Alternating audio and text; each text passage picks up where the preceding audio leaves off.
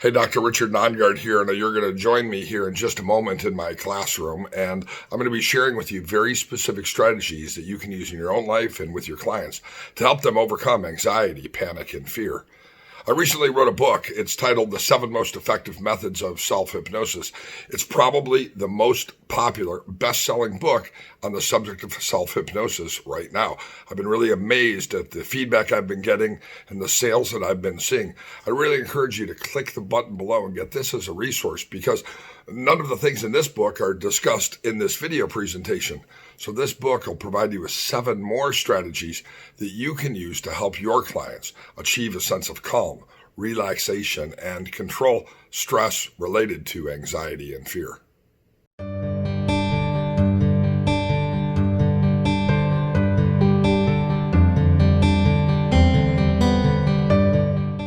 Welcome aboard, everybody. For those who have not had a chance to meet before, I'm Dr. Richard Nongard. I'm an author, I'm a licensed marriage and family therapist, I'm a certified clinical hypnotherapist, and I've been working with clients for more than 30 years. In this presentation, what I'm going to be sharing with you are the actual strategies that help a person to overcome anxiety and fear. Some of these strategies are strategies that you can share with your clients that can immediately arrest the frustration that they have. Those techniques can then be used to go on and to build a set of skills so that in any future situation, your client has the capacity to create resilience, to handle anxiety, to overcome fear, and to deal with panic in new ways. This is going to be an extremely practical course. Now, the interesting thing about this really comes, I think, from my own experiences.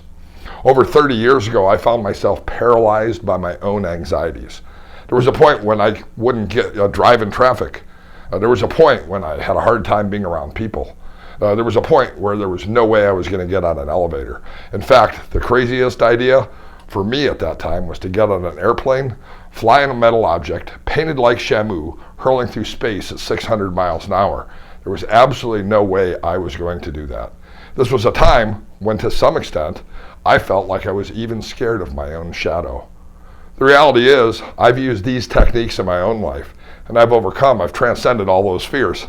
In fact, years ago, I got my American Airlines Executive Platinum card. It's because I flew more than 100,000 miles that year. And I retained that card for many, many years, flying over 100,000 miles a year. To me, it was a diploma, if you will, in having graduated from anxiety.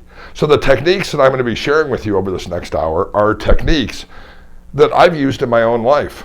But over the last 30 years, I've shared these techniques with clients. And when I've shared them with clients, what they've done is they've come back to my office in their second or third or fourth session, and they've said, "Oh my gosh, Richard, I've struggled with this for so many years, and I did the things you suggested I do, and I found a sense of freedom. I found a sense of relief. I took a risk. I tried something that to this point I was unable to try, and I found that I was able to do it." Or clients have come back to me who suffered from chronic anxiety over a period of time and said, those physical feelings, the distressing complications that I've had, the butterflies in the stomach, the irritation in my bowels, the tension in my headaches, those things seem to have been lifted. It might seem like an extravagant claim to say that a few techniques that I'm going to share in this video with your clients can literally revolutionize their life, can help them set anxiety in the past so that they can live fully in the present. But that's exactly what my clients have done. But the techniques that I used and the techniques that I teach my clients, they're grounded in the science, in the research, in the evidence-based protocols of what actually works to help a person seize control over anxiety. I'm a scholar. I'm a professor at 2 different universities. I teach in a leadership graduate school, and I teach counseling to substance abuse counselors in an undergraduate program. Being a professor, I love the access I have to academic journals and to actually see the strategies that are most effective at helping people to make change. And what I'm going to be teaching you in this presentation are the strategies that are not only grounded in personal experience and success with clients, but also in the literature, the things we know actually work. Now, I'm an open-minded person. I'm a big fan of a multiplicity of different philosophies and ideas and theories in helping people to make change. I love eclectic methods, even experiential or even experimental methods of helping people make change. I'm not a person who prefers that this method is superior to that method. Instead, I'm a person who simply says, when I have a client, this is a new client, a client I've never worked before, and they have a problem that's serious to them, and they want a resolution to that problem, my first inclination should be to use the techniques that the research shows are actually the most effective strategies and techniques. That's always my starting point. And then I like to test those, find out, did they work for them? What was their observation? Is there something we could do to add to it or to make it more effective? And if it wasn't effective, are there different strategies that we can move to that would be uniquely effective to them? There is not a one-size-fits-all approach to anxiety, to fear, and to panic. There are a multiplicity of approaches. That's why in this 1 hour period, I'm going to share with you at least 9 different ideas that you can actually use with your clients. Now, I had the chance to again apply these strategies in my own life just this week. I'm moving a little bit slower than this week than I usually do, and the reason why is I had hernia surgery on Monday. I'm actually recording this on a Friday. Let's see if I can actually stand up the whole time. I might have to sit down in my chair at one point or another. But anytime a person has a surgery, even a routine surgery like I had, there is, of course, some anticipatory anxiety. And the journals actually show us that anxiety can be ameliorated and resolved by practicing some of these strategies. I was pretty surprised. I've had surgeries before. I've had a joint replacement, and I had a fusion of some bones, some orthopedic surgeries. I had some throat surgery a few years back. In fact, I had multiple throat surgeries. And in the recovery process from all of those surgeries, although I felt some discomfort and was uncomfortable, it wasn't particularly difficult. So when I woke up Tuesday morning after all the anesthesia had worn out, I was pretty surprised to discover exactly how much pain I was experiencing. I had declined the physician's suggestion that I fill his prescription for narcotics. I didn't do that because I prefer to use hypnotic and meditative methods of pain control. And on Tuesday morning, I actually began to wonder if that was a wise idea. It turned out it was a wise idea because now by Friday, I'm finally getting around. I don't feel like I've done 1,000 sit-ups any longer, and I'm feeling better. But the techniques that I use with my anxious clients helped me in a situation where I faced anxiety. But those same techniques helped me to stay present in the moment, to decrease my pain, to amplify my comfort on a physical level post-surgery. Now, we know that anxiety is something our clients experience on an emotional level, on a physical level, and even on a spiritual level, and that anxiety can spill over their important relationships and social aspects of their lives as well. And so every one of these strategies can be used to reduce the physical stress related to anxiety, panic, fear. Every one of these techniques can deal with the somatic parts of anxiety, fear. It can quash the butterflies in the stomach. It can stop the shakiness in the hands. It can stop the sweating on the forehead. It can also help a person put some space between them and their emotions so that in an anxious state, a harsh word is not shared with somebody who they love and who they care about and depend on, preserving the integrity of their important relationships. And of course, on a metaphysical or a spiritual level, when our deepest needs are met, we feel a sense of peace. And it's my hope that by applying these techniques that I'm going to be sharing with you step by step in this presentation, both you and your clients are going to discover that even though we're living in an extremely difficult period of time, where anxiety is probably more paramount now than at any other time in recent years, people can find relief. People can find solutions, and they can live a better life. I wrote a book last year. It was based on my TEDx talk, and it was called Turnaround Trauma: How to Live Your Best Life After Adversity. This course is really an extension of those ideas because I'm going to teach you the techniques that you can use to help people live their best life after anxiety.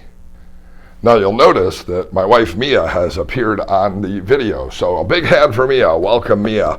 I'm going to share with you a technique that I use with my clients, and I'm going to teach it to Mia just as if I were sharing it with my clients. Now, she's probably seen me do this at home because this is something I practice in my own life. She probably thought, what is my weird therapist husband doing? But probably gave it no thought. So she's not an expert in this. This isn't something we've rehearsed, but this is a skill, and I'm going to teach it to Mia as if she were one of my clients. And I call it the 3-2-1 anxiety reset. This is a tool when clients come in and say, I have panic and it can't stop. What can I do to stop it? Now, this technique is really a pretty complex technique. I offer a complete course in anxiety, panic, and fear, a multi-hour training program where I expand on some of the ideas and some of the ways to adopt the 3-2-1 anxiety technique.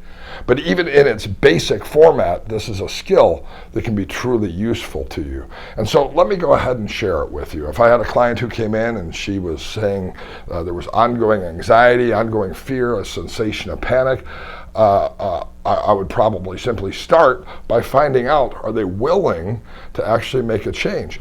So Mia, there's a technique that I've used in my own life, and I've shared it with other clients, and they found it really helpful. Would you like me to teach that technique to you? Yes. Okay, great.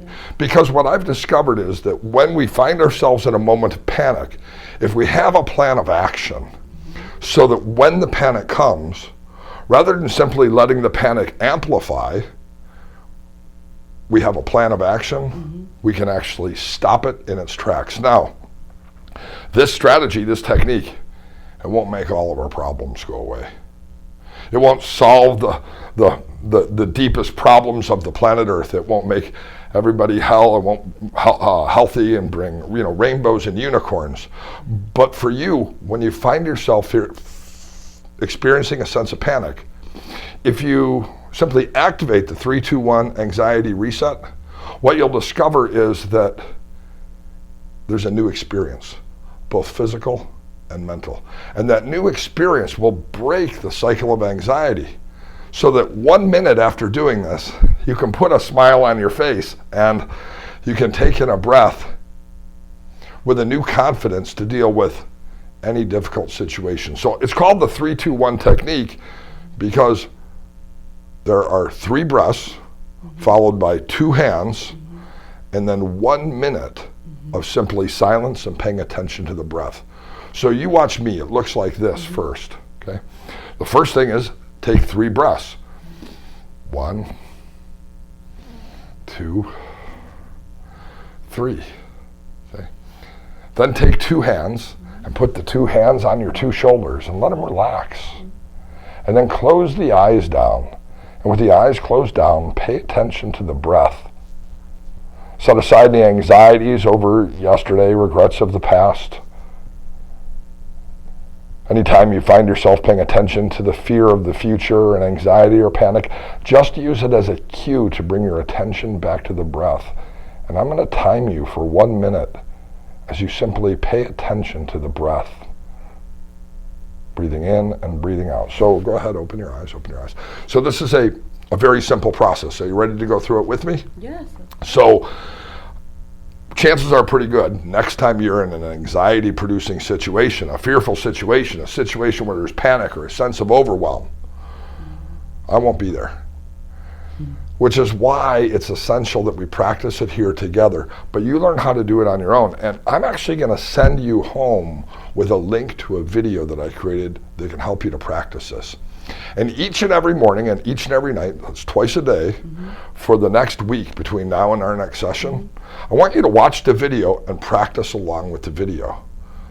What you're going to discover is this, that in any situation, the practice that you did watching that video prepared you to actually take physical and emotional, spiritual, even relationship control over that moment. So let's go ahead and do it for the full minute. And those of you who are watching this video at home, go ahead and do this with us. So Mia, taking 3 breaths. Pay attention to the 3 breaths. This isn't a yoga class, so you don't have to breathe in any special way. Just breathe in and pay attention to the breath. Now take your 2 hands, cross them, and give yourself a self-hug. Close the eyes down. And with the eyes closed down, pay attention to the breath, mindfully. I'll be timing you using the Swiss chronometer and continue to just breathe, paying attention to the breath. You don't have to try to stop a thought. You don't have to follow a sensation. Just continue to keep the eyes closed and continue to breathe, breathing in each breath, paying attention to this moment. You're doing perfect. Each breath, each moment.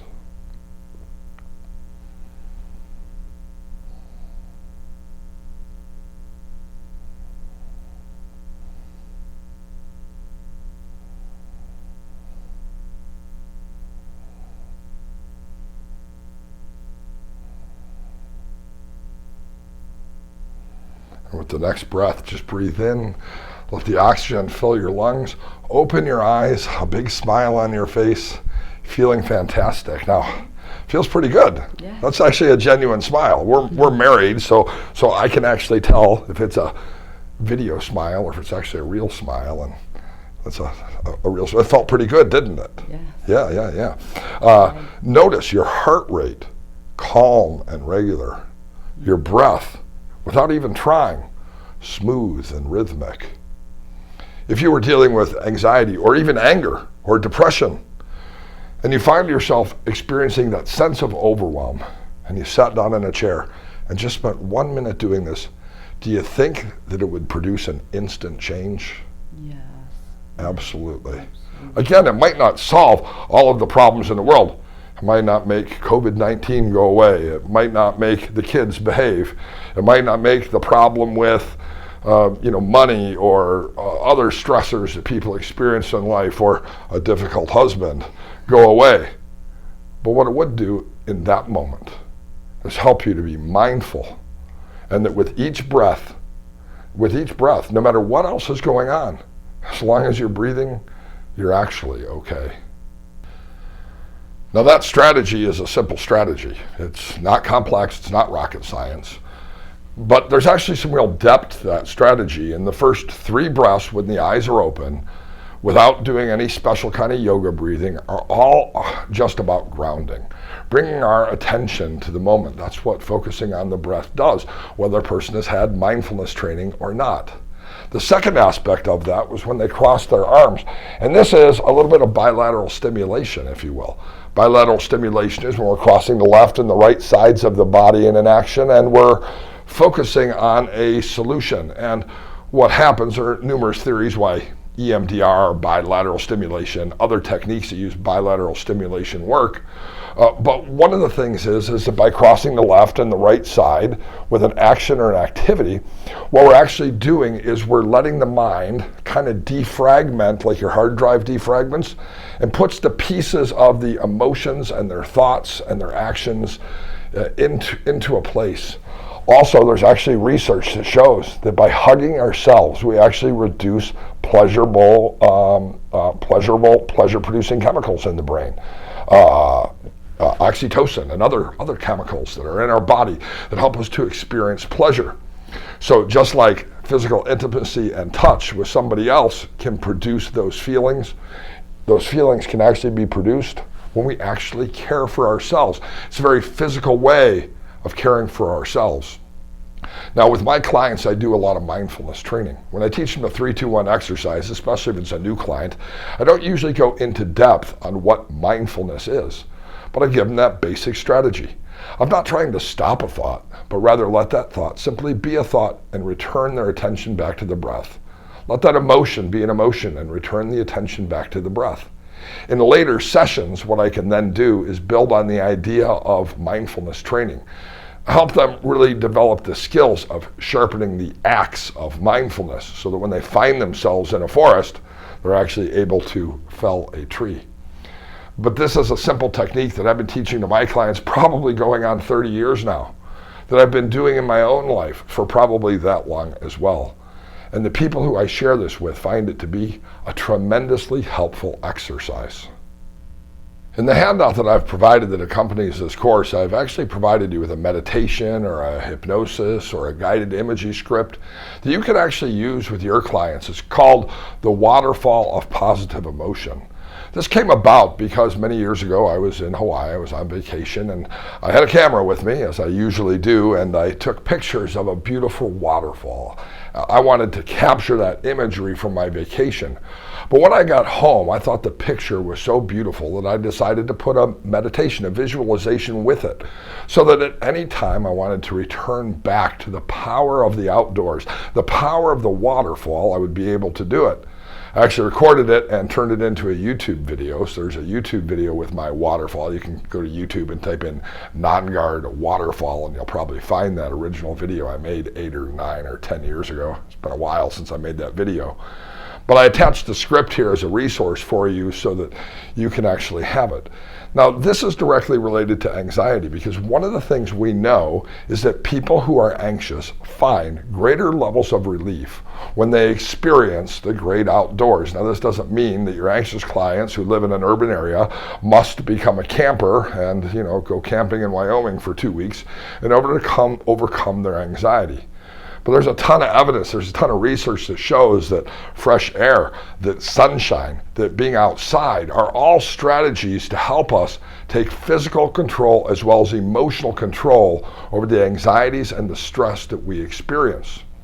This is why over the last couple of weeks, one of the things I've been doing with my family is we've been, of course, cooped up inside like everybody else during this social distancing phase of life that we're all going through. And we've been walking to the neighborhood park. Now, the neighborhood park is in our neighborhood. It's about 7 or 8 houses down, but it's just a beautiful place with some trees. I live in Las Vegas, and Las Vegas isn't known for having a lot of trees, and they've planted some beautiful trees in this park. And the park is also along the waterway, and we're not too far away from the mountains. Las Vegas is a valley surrounded by mountains, and I can see those beautiful mountains, the clear blue sky, and I've just really enjoyed, I think it's helped me to recover from surgery faster by spending probably an hour every afternoon just out in the park, just sitting, just enjoying. Unfortunately, I'm blessed with perfect weather at this time of year in Las Vegas. But the interesting thing about the mind is that the old brain, the amygdala, it actually doesn't know the difference between fact and fantasy. If I was a person who was stuck in a hospital bed, the ability to create visualizations would produce very real, profound physical experiences. Probably the best example of that comes from the world of hypnosis and the old lemon drop test. So what I'd like you to do right now is imagine that you're holding out your hand. Go ahead, while you're watching this video, hold out your hand, and imagine that I'm actually giving you, imagine I'm dropping into your hand a lemon drop candy. You know, the kind of candy we used to eat when we were kids at the movie theater. Hard candy inside, tart lemon flavor with a sugary exterior. Go ahead, pick up that imaginary candy I just gave you and pop it into your mouth. Pop it into your mouth and close the eyes down and taste the sugary confectionery sugar on the outside of that lemon head candy. It's so sweet, so delicious. And as it melts away in your mouth, giving way to the tart lemon flavor, the juicy candy designed to be exactly like the flavor of a lemon. Swish that lemon head candy from side to side in your mouth and go ahead and chomp that candy up, releasing the lemon flavor and tartness between your teeth, and go ahead and swallow that imaginary candy down and open your eyes. Now, what happened to you? Chances are pretty good, 80-90% of you watching this video, you salivated. You produced an actual physical response to a mental suggestion. For the few of you who didn't salivate, maybe your mouth is dry, whatever's going on with you, but chances are you tasted it or you could feel the weight of it. I've never had anybody yet, and I've done this literally with thousands of people who say I had zero experience related to that, and almost 90% of them produce an involuntary response of our saliva glands shooting that saliva as soon as the sugar is gone and they bite into that hard lemon head candy. In fact, some of you right now probably need a drink of water because your mouth is so saliva-y right now. We have no candy in this video. There's actually no candy here in my office. There's probably no lemon head candy in your house. But just by creating with the mind, we produced a real physical response. Visualization is a proven strategy because it doesn't really trick the mind, it satisfies the mind into believing and experiencing that which is beneficial. The research tells us that being outside, being underneath a clear blue sky, being next to some fragrant trees, some beautiful flowers, feeling the air from the mountains decreases anxiety, helps us to control stress, and step into an abundant living. So with many of my clients, I guide them through this basic process. And it's a strategy that many people have found to be truly useful. So now I'm going to guide Mia through this process. This is, again, a process that I've used with many of my clients. In hypnosis, I've used this after the induction, after the deepener, as a simple visualization strategy, maybe as a transitional deepener, or at the end of my session before I use post-hypnotic suggestions. With my clients in traditional counseling or psychotherapy, I've simply shared with them that we're going to spend a few minutes doing a visualization so that when they get home, they're going to be able to practice these same methods that we're practicing here in my office and finding that their anxiety is decreased, that they've created a sense of calm, but more important than that, on both a physical and emotional and a mental and a relationship level, they've raised their vibration to a higher level of experience. So, Mia, I'm just going to guide you through a simple visualization exercise that I often share with the clients who are here in my office. So go ahead and close your eyes down. And those of you who are watching this video, you can either watch Mia experience this process, or you can close your eyes and you can go along for the ride as well. But pay attention to any stress you might be carrying in the body and just relax any of those muscles. You can unclench the jaw, you can drop the shoulders a bit, you can just scan your body, and anywhere you're carrying the obvious tension of the day, you can let that tension go. Imagine you're outside. You're outside on a perfect day underneath a clear blue sky. It could be a place you've been before. It could be a place you'd like to go. It could even be a place of your own creation. But it feels so magnificent to be outside under a clear blue sky in a perfect place. And in this time and in this place, enjoy the feeling of sunshine. Enjoy the sights that you see. I don't know if you've pictured yourself next to a beach, or in an open land or a park, or near the mountains, or even in the city somewhere where you find tranquility and relaxation. But as you breathe in and breathe out, pay attention to each one of the sights and the sounds and the smells and the experience that you've created. With each breath, notice the heart rate, calm and regular, the breath smooth and rhythmic, and how good it feels both in mind and body to be in this place. The good news is you've created this place. This isn't a place that I've taken you to. It's a place that you've chosen to create right here in this chair. What that means, of course, is that at any time in the future and in any place, you have the ability, no matter how stressful things are, to bring you back to this place. And as you pay attention to that clear blue sky, imagine a single white puffy cloud lazily and leisurely moving across the horizon. And as that cloud lazily and leisurely floats off towards the horizon, you'll notice that it becomes smaller and smaller and smaller. And you can cast anything metaphorically, either known or unknown, that's been holding you back from feeling your best into that cloud. And you can let that cloud disappear off into the horizon, and you'll discover that when it does, it's at that point that both mind and body are completely relaxed. And it feels wonderful, doesn't it? So take in a breath, pay attention to the breath. Hold up your hands and feel the sensation or the awareness of the sunshine. Go ahead, hold those hands up. Hold those hands up, feeling the rays of light, the sensation of warmth, and the calming benefits of the visualization that you've created. And when you're ready, open the eyes. When you're ready, take in a breath and open the eyes, feeling fantastic. That felt pretty good, didn't it? Yes. Yeah. Now, we're here in my office. We're actually in the classroom at my office, and there's a bunch of other offices. There's a janitorial company. There's probably some other therapists over there. There's an alarm company behind us. This isn't exactly, and we're right off the interstate. My office is very convenient here in Las Vegas. It's right off of Interstate 15. So we're not in the middle of nature. But even though we're not in the middle of nature, Yes. were you able to create that same experience that you were yesterday when we were at that park? Mm-hmm.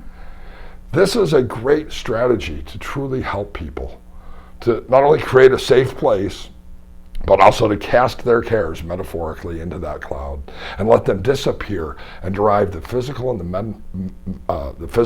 mental benefit of decreasing anxiety in a super powerful way. The Bergen technique is an anti-anxiety technique that's typically delivered in a group session and typically delivered over a 4-day period.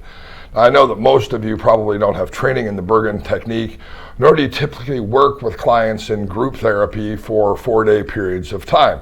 This is a unique and special approach, but what's interesting about the Bergen technique is that the methods of the Bergen technique are, again, evidence-based protocols. It is a useful technique for helping people who have been impaired for a long time and have been resistant to other ways of dealing with it.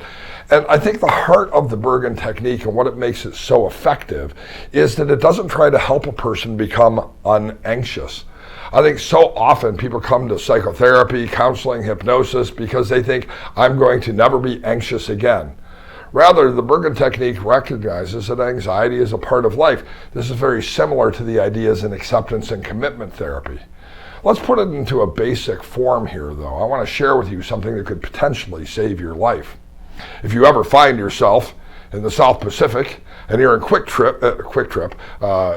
find yourself in quicksand, like Gilligan and the professor and the skipper found themselves in, our natural inclination, if we were being sucked into the quicksand, is to fight our way out. But what happens if you fight your way out? You actually dig yourself deeper, and you actually end up drowning. This is how people die in quicksand. What should you do should you find yourself being sucked into quicksand? You should be as still as you can. You should not fight it at all. By being as still as you can and not fighting the quicksand at all, have you ever floated in a swimming pool? You'll rise to the top. And by rising to the top, you can then roll your way out of the quicksand. The quicksand is still there. The quicksand was still difficult. The quicksand still wanted you. But this is a lot like anxiety. And so many techniques are shared with clients to help them never experience this again. And I think it sets our clients up for failure in many cases, because then our clients have a false expectation that when they find themselves in difficult situations, they're not going to experience anxiety. So I overcame my fear of anxiety in flying, in part due to an engineer who worked for the Boeing company. There were actually two people who helped me. John, who was an engineer who worked for the Boeing company. He understood how planes work, and he helped me with the cognitive aspect of it. He taught me that. There was also a therapist who was a friend of mine in Amarillo, Texas, and he had his own plane, and so he took me up in his plane and he taught me to fly, and we did barrel rolls and all kinds of cool things. And so I overcame my fear of flying. What neither of them promised me was that next time I got in an airplane, I wouldn't have anxiety. Instead, they both taught me, the engineer, cognitively what to do, and my pilot friend, experientially what to do, when I found myself experiencing anxiety on a plane. And it was shortly after that I started flying from Dallas or Tulsa, where I lived at the time, to Las Vegas, where I knew one day I would live because it's my favorite place in the world. I love living in the desert. We have so many abundant and beautiful national parks and state parks here. It's just an amazing place to really enjoy the beauty of the great outdoors, and I love the lack of snow. We have a mountain right outside of my house, and I can see snow whenever I want to, but I never actually have to shovel it from my driveway ever again. And so I love being here, and so I started flying back and forth, and I started to enjoy those flights. Then I took a flight to Europe. And this was a little bit different because I was now flying over the ocean. And as we were flying over the ocean, I noticed that I wasn't feeling as anxious as I thought that I might. But then we hit the turbulence. And my mind started to have all of those thoughts. Can turbulence kill us? What if we land in the cold ocean? Isn't this where the Titanic went down? Our minds just are racetracks of anxiety when we find ourselves in those circles. And what I discovered was that by leaning into my anxiety, by not trying to get rid of my anxiety and just letting the anxiety be anxiety, it held no power over me any longer. This is the idea of the Bergen technique, the idea of acceptance and commitment therapy. It is ultimately about acceptance. It's about not trying to not be anxious, but to practice leaning into the anxiety. So in the Bergen technique, one of the things that they do is they expose, it's a form of exposure therapy, people to the anxious events and experiences they have. This is always an interesting area as it relates to professional ethics and how we go about practicing and doing exposure therapy. In this course, I don't have the time to touch on those and get into those things, but I think there are many issues related, similar to what we might have with a form of aversion therapy. It can be done ethically. The Bergen technique, I think, does it effectively because there's the proper both peer as well as professional support. But the idea here is that our client is exposed to the situations that they found produced the most anxiety. And they were encouraged not to be anxious, but to lean into it, to go with the quicksand. So with my clients in my office, I'm not going to take them out into the real world and ride a bus with them so that if they have a busophobia, I can do that with them. I'm not going to fly with them, so if they have a flyophobia, I can be with them. But in my office, I might have my client tell me about a previous experience when they did feel anxiety. Go ahead, imagine I have a client here. Go ahead and tell me about that time when you were on the plane and you were anxious and your anxiety caused you to have a panic attack. What was going on with you physically?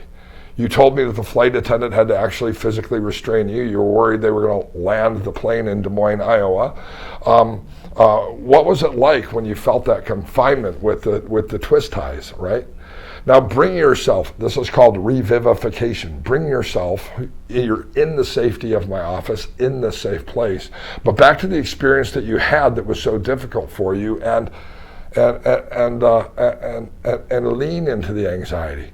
Practice your breath. Rather than resisting and becoming more anxious, see yourself breathing in that situation where you didn't, when you could have. See yourself, rather than tensing the muscles and fighting their grip, becoming relaxed and compliant. See yourself sitting in the chair, rather than fighting the bounciness of the airplane, recognizing that turbulence is really just like an ocean wave, but in the sky instead, and rolling with the waves rather than resisting the waves. These types of processes, where we help a person to create acceptance, are processes, whether it's acceptance and commitment therapy, the Bergen technique, or other similar strategies that are truly helpful. One of my favorite chapters in the big book of Alcoholics Anonymous has always been the chapter on acceptance. And acceptance is the answer to all my problems today.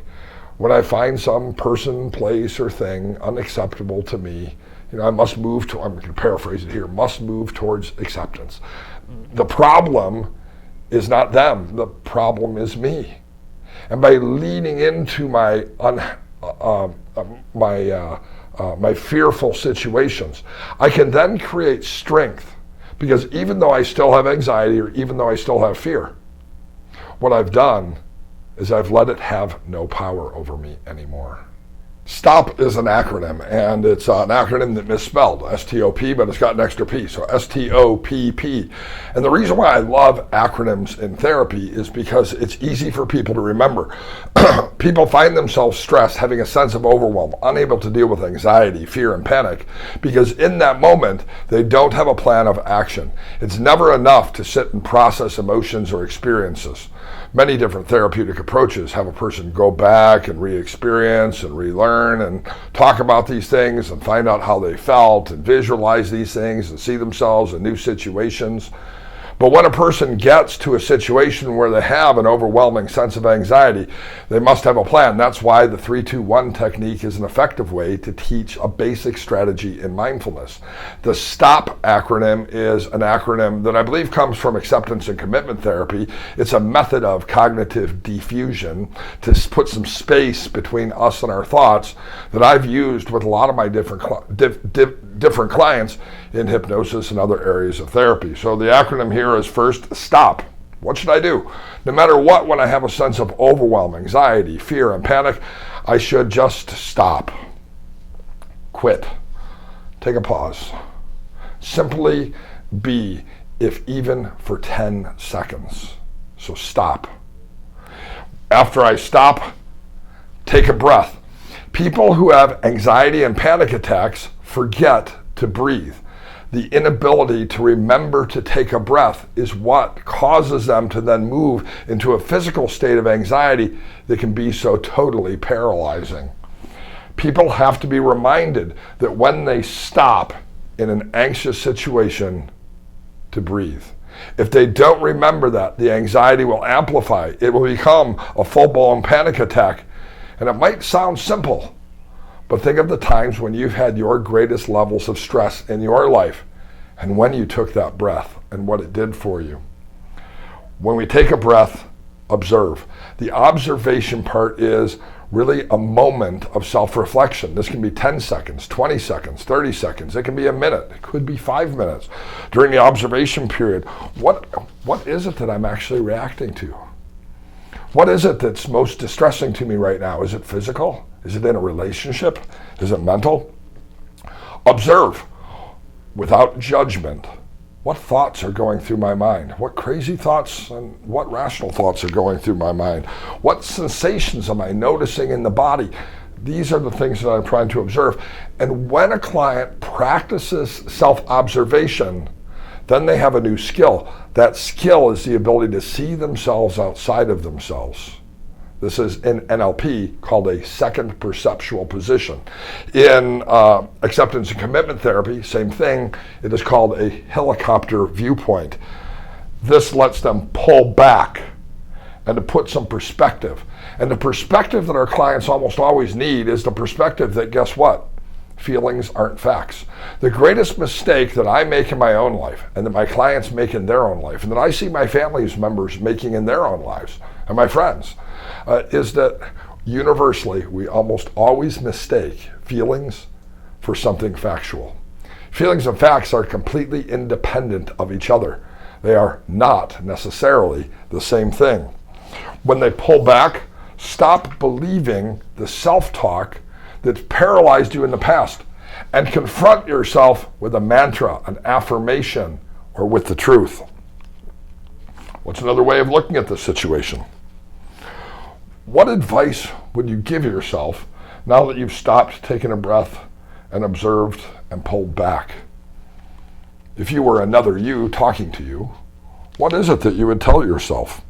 And if nothing else during this pullback phase, the good news is nothing lasts forever. So as a hypnotist, I help a lot of people quit smoking.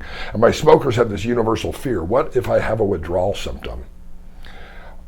I always let my smokers know that if they have a withdrawal symptom, it will disappear. That nothing lasts forever. If I have clients who have financial distress, if I have clients who have health distress, we can be assured that nothing will last forever, even though it might feel like it. I had a friend when I was in high school who was a youth minister, and he sounded like Glum from the Little Putians cartoon, and he would say, "It's all gonna burn in the end anyway." It seemed like a pretty negative theological message, but hey, the reality is it was turned out to be one of the more important things I heard in my life. In other words, just wait, it will change. It might not get better, it could actually get worse, but nothing ever stays the same. And that can bring a really tremendous amount of peace. The last P then is, of course, practice what is working for you.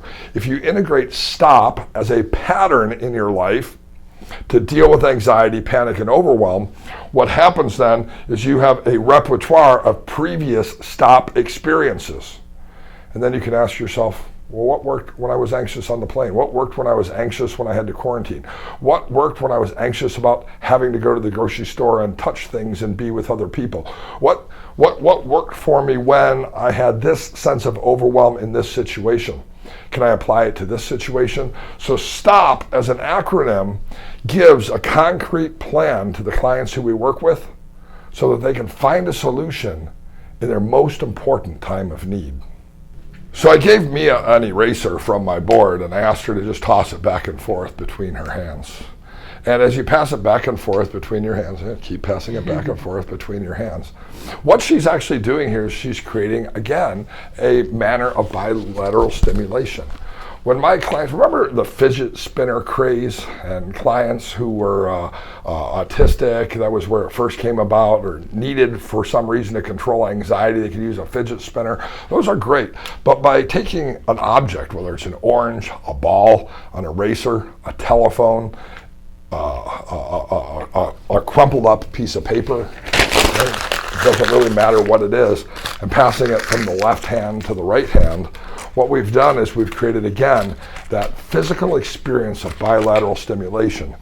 So, Mia, continue to just pass that eraser back and forth, okay? And as you pass that eraser back and forth, go ahead and close your eyes down now. And when your eyes are closed down, say to yourself, acknowledge the fear. Even though the world is difficult right now, I am deeply loved and care about myself. Even though the world is very difficult right now, I'm deeply loved and I care about myself. Continue to say that in your own mind, either out loud or just in your own mind, passing that eraser back and forth, left and right. Continue to do that. Even though I have anxiety right now, I can create calm.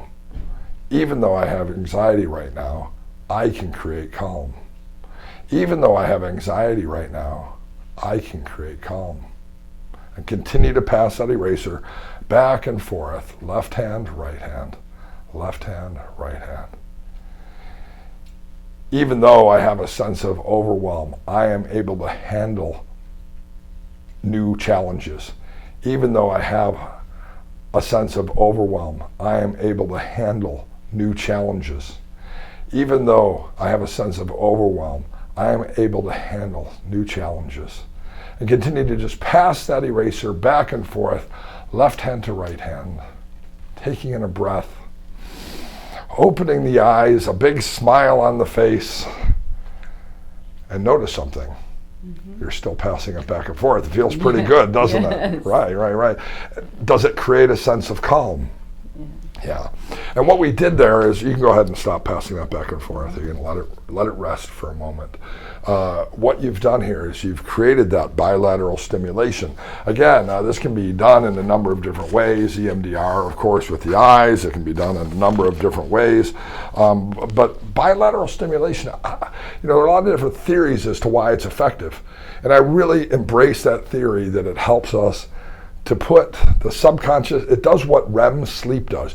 Did you know that during REM sleep, this is where our mind makes sense out of the world around us, which, by the way, is also why our dreams are so crazy, because the world is a crazy place and it's hard to put them into place. But by doing bilateral stimulation, we're really replicating our mind's own cleaning filter, our mind's own defragmentation. And we emerge from a 5-minute exercise doing this, especially when we integrate it with affirmations, or integrate it with autogenic training, or use I am affirmation statements, hypnotic suggestions. Our clients can then go on into the challenges they have with a sense of confidence and a sense of ease at being able to handle new difficulties that previously they thought were difficult. In traditional psychotherapy or counseling, I might simply practice this by the way, and the reason why we used an eraser, that's what was in this room. I want your client to know that they don't need a special tool for this. They can just use an eraser. They can toss their cell phone, their car keys, it doesn't matter what it is, back and forth. In counseling, I might simply do this with my client, practicing it in my office. In hypnosis, again, I might say to my client, and after we've done our induction and deepener, I'm going to ask you to open your eyes. I'm going to hand you a ball. And I want you to pass that ball back and forth as you continue to relax. And as you continue to relax, passing that ball back and forth, I want you to receive the direct suggestions I give. It's interesting, all these theoretical approaches seem so different, and yet they're the same. So in hypnosis, we talked about direct suggestions. These are not things that I made up for my client. They're actually things my client told me were important to them. But in cognitive behavioral therapy, we call this cognitive errors or confronting cognitive errors. It's really the same process.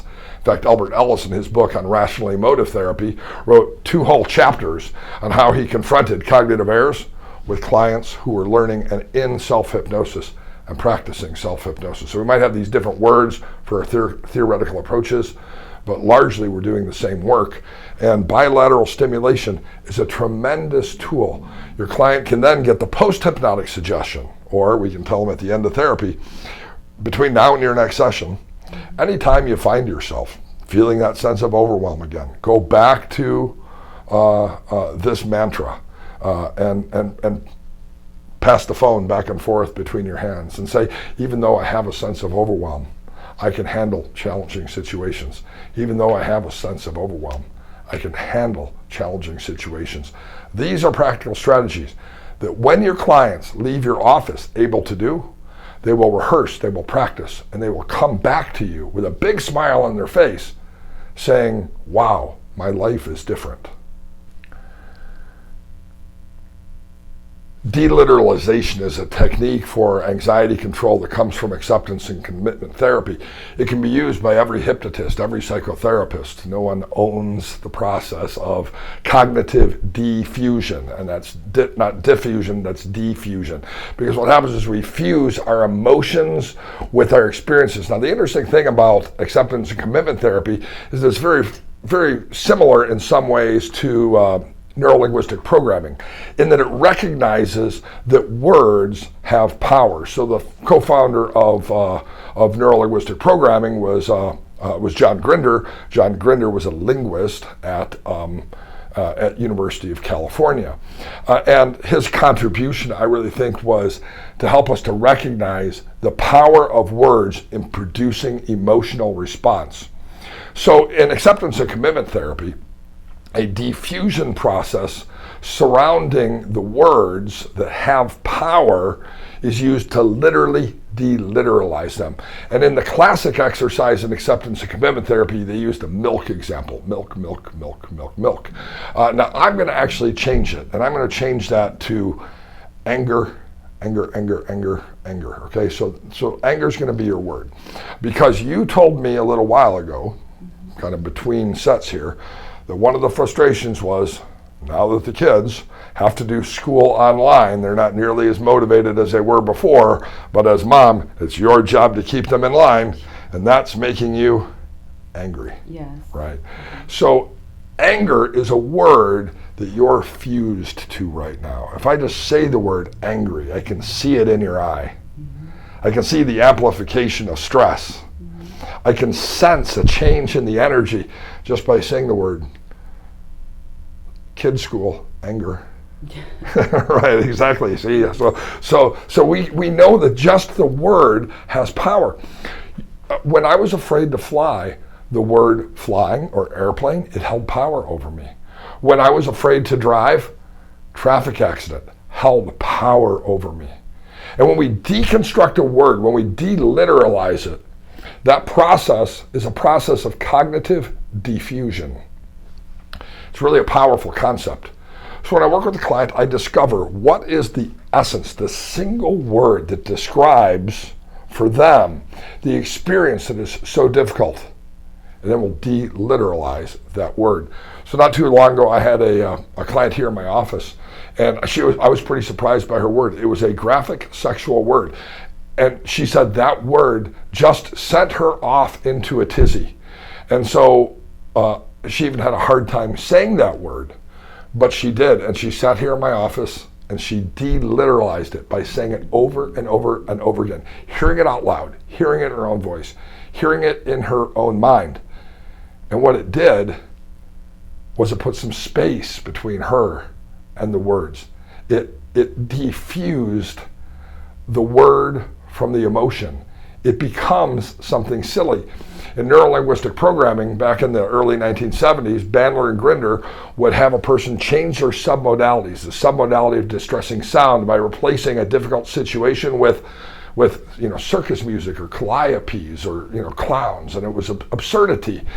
And really, this technique is very similar. So, Mia, let's imagine you're the client of my office, and I'm going to help you deliteralize anger, because even the word anger, actually probably more appropriate might be the word school, but we're just going to go with anger for the example here.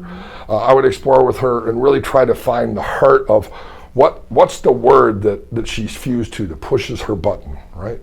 And so, Mia, go ahead and close your eyes down, and I want you to say the word anger. Say anger. Anger. Anger.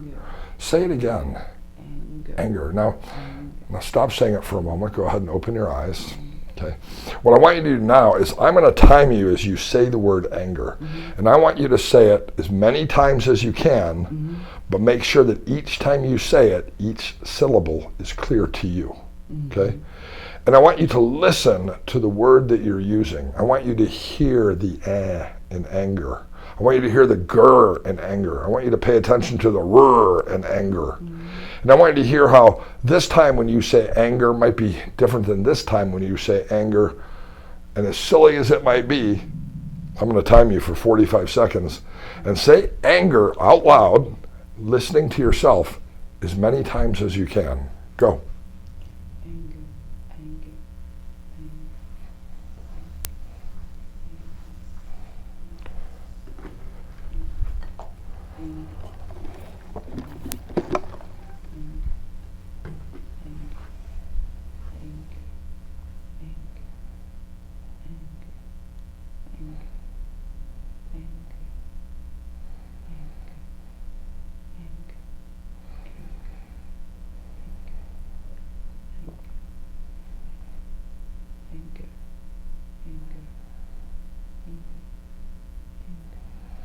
And open your eyes. Open your eyes.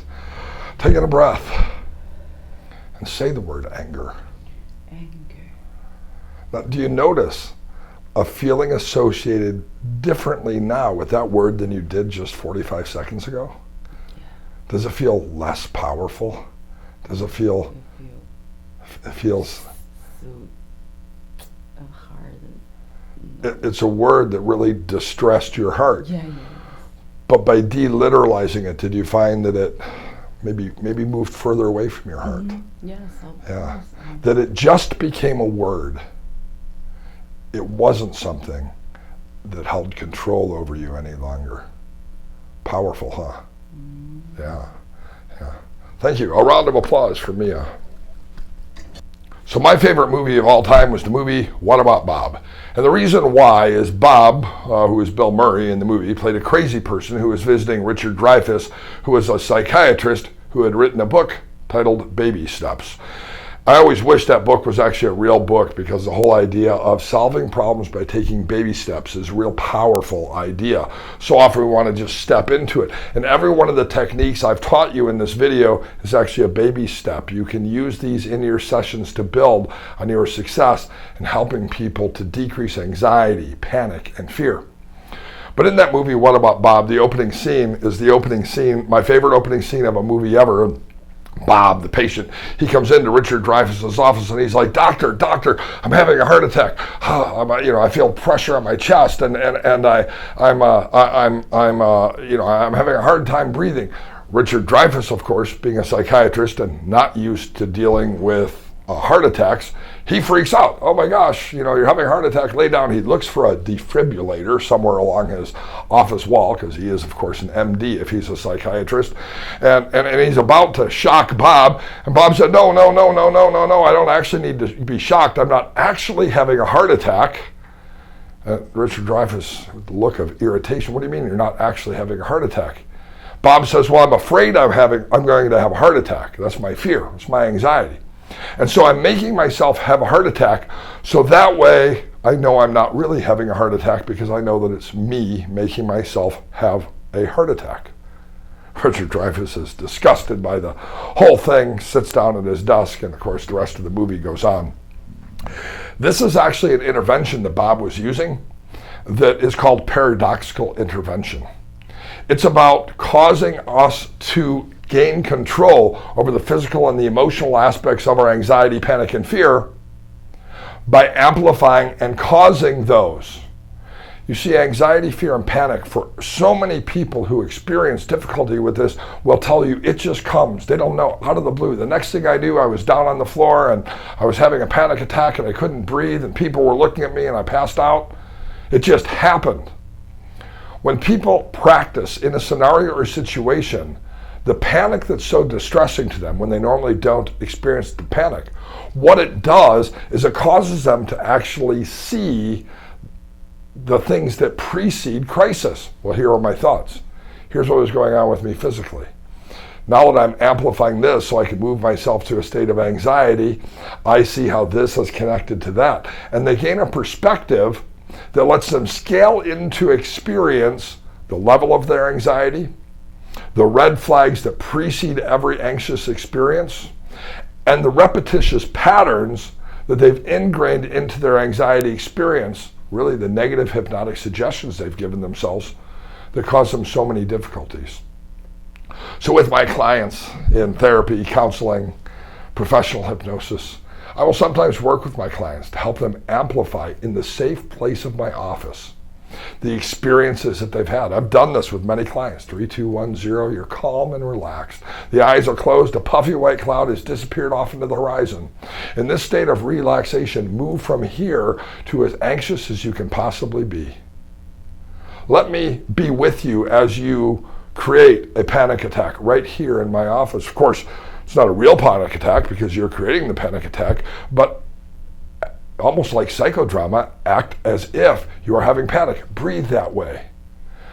Say the things you would say. Do the things that you would do. Now I have an ability in therapy to then explore with them the antecedents to the behaviors and to help them make change in every situation. And again, just like Bob in the movie, What About Bob? When you're making yourself have a heart attack, you know you're not actually having a heart attack. And when you say, I'm going to get on a plane and I'm going to make myself I'm going to go to Walmart and buy some groceries in the middle of the COVID-19 quarantine, and I'm going to make myself as anxious as I can be, you'll know you're not actually having a panic attack because it's you creating that yourself so that you know you have control. Paradoxical interventions are powerful interventions. They can be used in a lot of creative ways. They actually can be a lot of fun as well.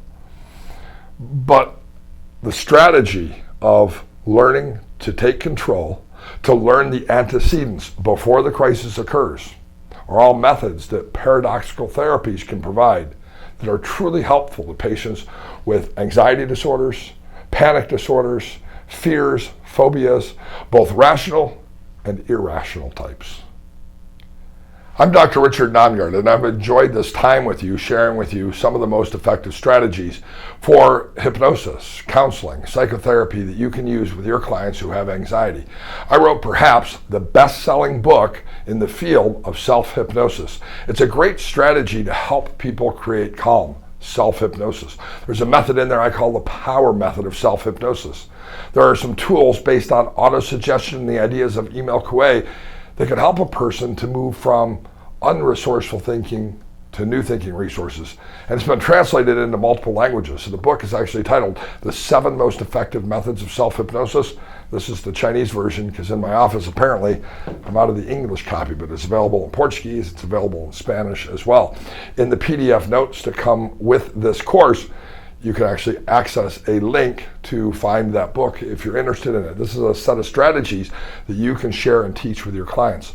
I also want to invite you to an upcoming class that I'm doing. This is an in-depth training focusing on anxiety, panic, fear, and sense of overwhelm. It's a comprehensive course that provides CEU hours for mental health professionals as well as professional hypnotists. And it's an in-depth look at many of the strategies here. You're going to see complete sessions. You're going to get scripts, downloadable resources, and many other tools to help you work with anxious clients in the same way that I work with anxious clients. I think you can begin using some of the ideas I shared in this video immediately with your clients. But by taking the advanced course, the comprehensive training program in anxiety, panic, fear, you're going to be able to really bring your skills to the expert level. So you can register now, and you can probably get the pre-registration rate for that course because it doesn't begin until the middle of April. But I'm looking forward to your participation in that course, because if you found these strategies useful, being able to build on these in powerful ways and apply them to clients, and having the scripts, having the audios, and having the resources to support your clients in a wide variety of different session types, it's going to make a huge difference in their life and in your ability to really enjoy your practice as a professional helper.